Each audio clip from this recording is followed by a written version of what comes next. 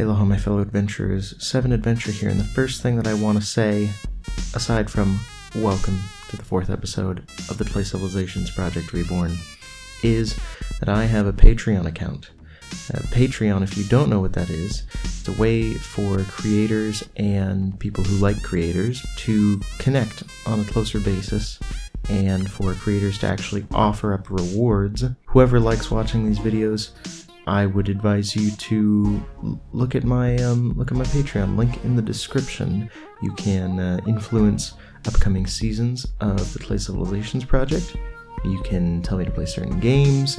You can a bunch of stuff, and I'm always going to be adding rewards, and I'm going to be taking your suggestions in the comments below. So write up some suggestions on what you think what some good rewards might be. Anyway, onwards. Purple has hit their maximum population of 27 out of 27. That house did serve them, but not super well. They still only have 1 resource point per turn, which means that as of now, they only have 3 planks, a couple sticks, and some cobblestone, which isn't really much to do anything with. They're prioritizing on creating a workshop. This workshop will allow them to increase their productivity, their resourcefulness, from 1 to 2. So that will be very helpful, and I've decided to do that for all attributes.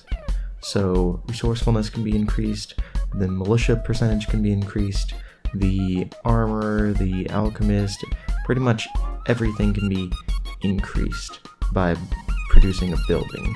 An important thing to note though is that you can only increase an attribute twice before it hits its cap for a specific attribute, for a specific civilization. Purple is at 48 training points, and they are still gathering 4 per turn, which means whenever they can make their weaponsmith, which is one of the things they're going to be focusing on after the workshop, they are going to be producing units like crazy. Orange is at a population of 115 out of 115. They've also hit their maximum population. They are generating, of course, 6 resource points per turn.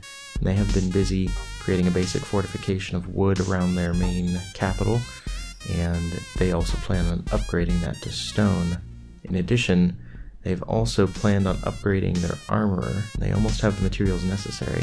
Also, one thing I forgot to mention is when you are upgrading to levels 4 and 5, so militia level 4 or 5, armorer level 4 or 5, a civilization must collect gold to get to level 4, and they must collect diamond to get to level 5. This only applies to civilizations that are upgrading buildings to get to level 4 or 5, or building buildings to get to levels 4 and 5. This doesn't apply to civilizations who already start at levels 4 or 5, just ones that want to get to that high of a level. So Orange has been collecting a lot of stone because they need to plow through that stone to get to the gold. For those of you wondering, I am using an X-ray mod to find the nearest ores.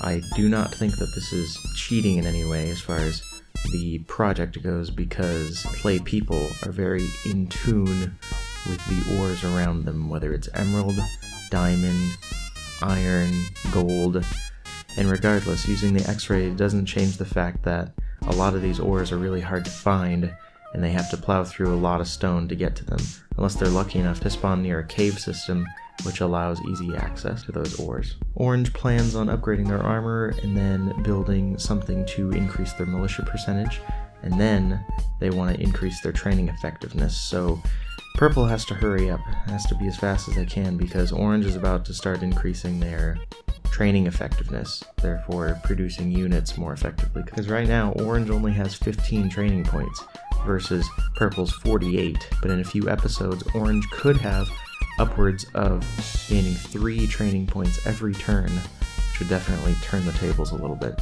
Anyway, that's all for this episode. I want to thank you all for watching. Sevenadventure signing off. Please rate, comment, subscribe to become an adventurer today. Also, join my Patreon to really become an adventurer. Tier 1 is become an adventurer. Tier 2 is become a clay adventurer. And Tier 3 is become a master adventurer. And I think I'm going to add a couple tiers later on down the line, but as of now, those are the ones. If you want to influence the next seasons of the Play Civilizations project, consider joining. If you want me to play another game, such as Dead by Daylight or Monster Hunter or things like that, let me know down in the comments below. This will not take the place of the Play Civilizations project. So yeah, Sevenadventure signing off. Bye!